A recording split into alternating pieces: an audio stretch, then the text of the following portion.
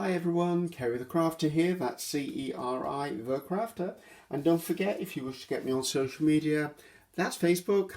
And if you like cake decoration design, if you put Ceri the Cake, you'll find me there on my Facebook page for my cake world. I also have an Etsy shop, which is Ceri the Crafter.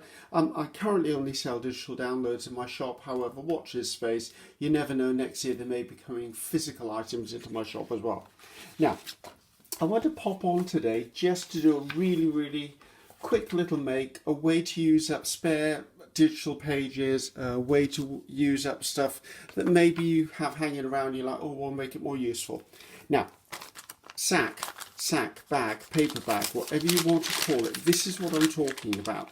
Now, you'll find a lot of people in the junk journaling world will take one of these, they'll fold it in half, then they'll take a signature that they're going to sew into their junk journal, and they will just slot it in, and then when they sew the signature in, they've got a pocket this side, and what they'll normally do then is cut down here with the scissors, and they'll have another tuck spot or another pocket, and they'll decorate them up. So that's what I'm talking about when I say a pocket or a bag, or some people will call them a sack, depends on where you are in the world. Now, what if you don't have one? Or what if you want one in a specific colour? Or what if you want one that's got a pattern, or you want to make your own? So this is how I make my faux sack pockets for my junk journaling. So I'm going to do this one I'm doing just with a piece of A4 paper. Now this is paper that just came, I can't remember where it came from actually. It was in a craft kit. Not my favourite piece of paper, but you know what? Once I make it into something, I could decorate it up, I could stamp on it, I could do anything I want with it. So I'm going to use this one because it's really easy for you to see everything because it's nice and light.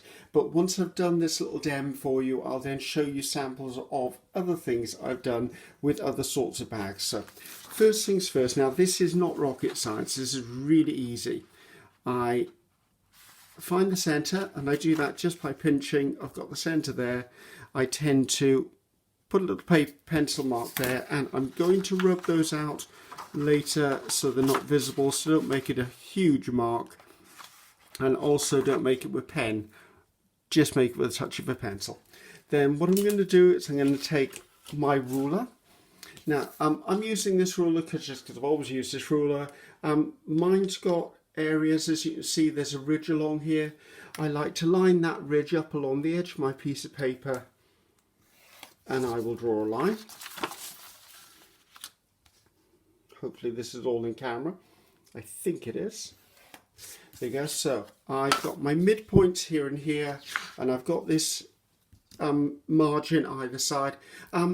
This can be as little or less or more or anything you wish it to be. I've just done that because it's easy for me to do them quickly, and for me this is all about working quickly. It means I can manufacture stuff or doing other things. So I'm going to fold this over now. I'm going to go just past the center, so probably let's say about a centimetre maybe. I mean, it isn't rocket science. I'm just using, if I was to look on this mat, it's about the distance of one of those squares. So right, so I've done my fold either side. I then open this back up. Then what I'm going to do is I'm going to take a pair of scissors. I'm not using any special scissors, I'm just using a pair of scissors. I'm going to snip down the creases, there and there, same at the other end. Then I'm going to cut along my drawn line as accurately as I can.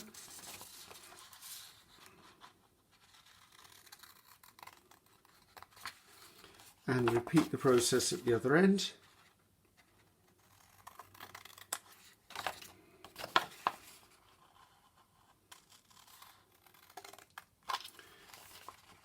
There you go. Let's get rid of the rubbish, or the trash as my American friends would call it. So I've got my piece here. The next thing I'm going to do is I'm going to come in with a rubber or an eraser, whichever you wish to call it. I'm going to take away those pencil marks. It's easier to do it now than trying to do it when you've actually constructed something. There you go, take that out of the way. Now, what I'm going to do is I'm going to run 2 lines of glue down this. Now, it doesn't matter which glue you're using. Don't get hung up on it. I'm just using this Collol glue because, you know, it's on my desk. it's to reach. It could be PVA glue, it could be any glue that you like to use for paper. Get some of the goobers off the end. Right, and just squeeze this to one side to make sure it's coming out. And it is. Now what I'm doing is I'm going to put one thin line of glue all the way along this edge. I don't want too much glue, I just want a thin trail of glue along that edge. And then I'm going to do the same along this edge. And what that means is when I fold it over and glue them, I've got both sides of the seam actually glued down, so therefore I shouldn't have any problem when it comes to putting something in the pocket. So I'm going to press that down. Now normally, as I said, I'm making these as sort of a mass make thing, and I'd make like 20 or 30 of them at a time. I just get on it and just make them. So therefore mine would dry totally. If you do feel a bit cautious, run a ruler in the middle, but I find because I haven't actually scored the edges of these, it tends to bow slightly, so it's okay for it to dry that way. So let's pretend that's been sat there drying. The next part of my process now is actually take a pair of pinking scissors or pinking shears. Some of you might have decal edge scissors. Some of you might have the new Tim Holtz decal edge trimmer. What else could you use? There are craft scissors out there that come in different finishes, or you know what, you could just leave it absolutely plain. You could even try and do it with a tear ruler if you wish. Let's take that out of the way. So that's given me the edge of my faux bag. Next thing I'm going to do, I'm going to get my bone folder. Where is my bone folder? God, there's my bone folder. I'm going to fold this end to end. Something I like to do is I like to put my bone folder in and press it down to make sure I'm going to have no creases in this. Swipe either side, swipe it up, open it out, and I now have a faux bag. Now for me, I'm just running this in here because my glue is still damp.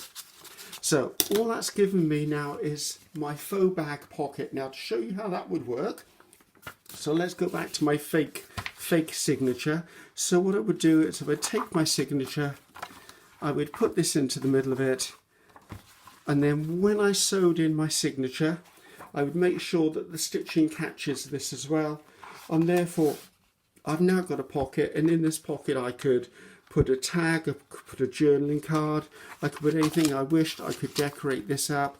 I could also make this in any other material I wanted, I could make my own paper, and that's how I do it. So let's have a look at a couple of examples, because as I said, that was just a bit of paper stock I had. Now this is ideal for using if you have a paper pad stock and you don't actually like some of the pages.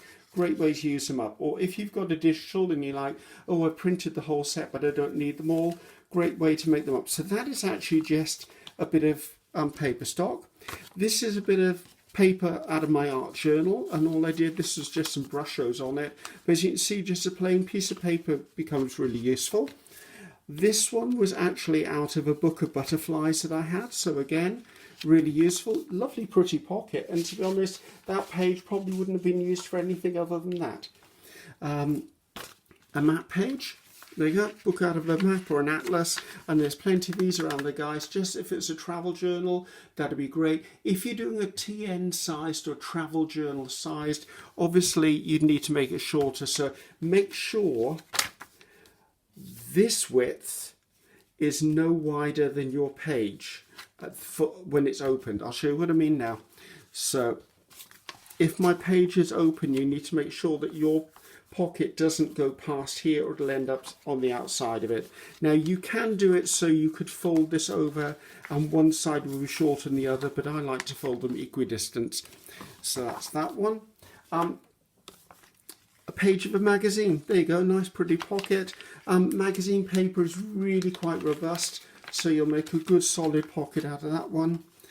This was just a coffee dye text page, and then another one I did was, there's a page in the Edith Holden book that has a snake on it. I'm not a lover of using the snake image. You can see the snake inside there.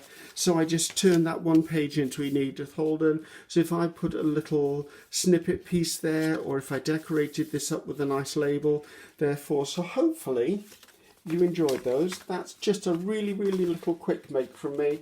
This is something you can sit down and make these, put them into your ephemera stash. Now, I am sure I am not the first person to have done this. I would be so surprised I am. However, I've not seen anyone else do it, so thank you to whoever did invent it in the first place. But if no one else has invented it, you can call it a Ceri pocket. There you go.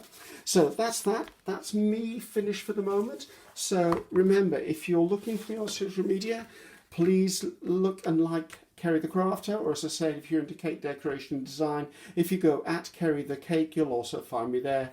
My Etsy shop is Ceri the Crafter, only digital products at the moment. However, do watch this space. It'd be great if you popped over to my shop and favorited my shop, and then you'll get notifications as we go along. So, this is me signing off, Ceri the Crafter, Ceri the Crafter. See you next time. Bye bye now.